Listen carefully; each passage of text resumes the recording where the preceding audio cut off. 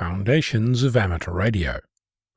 The other day I had an interesting exchange with a contest manager, and it's not the first time I've had this dance. As you might know, pretty much every weekend marks at least one on-air amateur radio contest.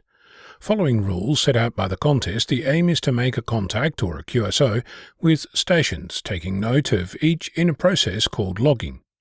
Using logging software is one way to keep track of who you talk to. A piece of paper is another. If your station is expecting to make less than a dozen contacts per hour, paper is a perfectly valid way of keeping track.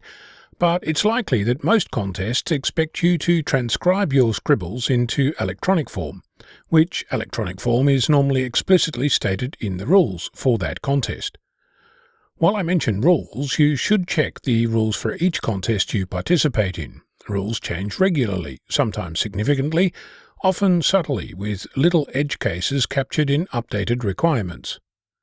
On the software side, using electronic logging, even transcribing your paper log, can get you to unexpected results. I participated in a local contest and logged with a tool I've used before, Xlog. Contests often specify that you must submit logs using something like Cabrillo or ADIF. There are contests that provide a web page where you're expected to paste or manually enter your contacts in some specific format. Using Xlog, I exported it into each of the available formats: Cabrillo, ADIF, tab separated values or TSV, and a format I've never heard of, EDI. The format, according to a VHF handbook I read, Electronic Data Interchange, was recommended by the IARU Region 1 during a meeting of the VHF, UHF and Microwave Committee in Vienna in 1998, and later endorsed by the Executive Committee.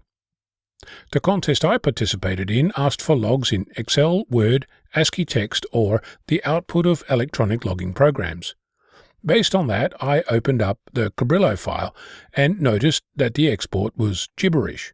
It had entries that bore no relation to the actual contest log entries, so I set about fixing them, one line at a time, to ensure that what I was submitting was actually a true reflection of my log. So, issue number 1 is that Xlog does not appear to export Cabrillo or ADIF properly. The TSV and EDI files appear, at least at first glance, to have the correct information, and the Xlog internal file also contains the correct information. Much food for head-scratching. I'm running the latest version, so I'll dig in further when I have a moment. In any case, I received a lovely email from the contest manager who apologized for not being able to open up my submitted log, because they didn't have access to anything that could open up a Cabrillo file. We exchanged a few emails, and I eventually sent a comma-separated values or CSV file, and my log was accepted. What I discovered was that their computer was, quote, helping, unquote, in typical unhelpful Clippy style, by refusing to open up a Cabrillo file, claiming that it didn't have software installed that could read it. Which brings me to issue number 2. All these files, Cabrillo, ADIF, TSV, CSV, EDI, even Xlog's internal file, are all text files. You can open them up in any text editor, on any platform, even Windows, which for reasons only the developers at Microsoft understand, refuses to open a text file if it has the wrong file extension. This, quote, helpful, unquote, aspect of the platform is extended into their email servers, Outlook.com, previously called Hotmail, which refuses to download unknown files, like the Cabrillo file with a .cbr extension. With the demise of Windows Notepad, another annoying aspect has been removed, that of line endings. To signify the end of a line, macOS, Windows, and Linux have different ideas on how to indicate that a line of text has come to an end. In Windows land, and DOS before it, use carriage return followed by line feed. Unix, including Linux and FreeBSD, use line feed only. OS X also uses line feed, but classic Macintosh used carriage return.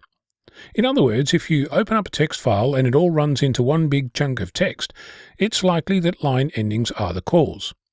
It also means that you, and contest managers, can rename files with data in Cabrillo, ADIF, CSV, TSV, EDI, and plenty of other formats like HTML, CSS, JS, JSON, XML, and KML, to something ending with text and open it in their nearest text editor.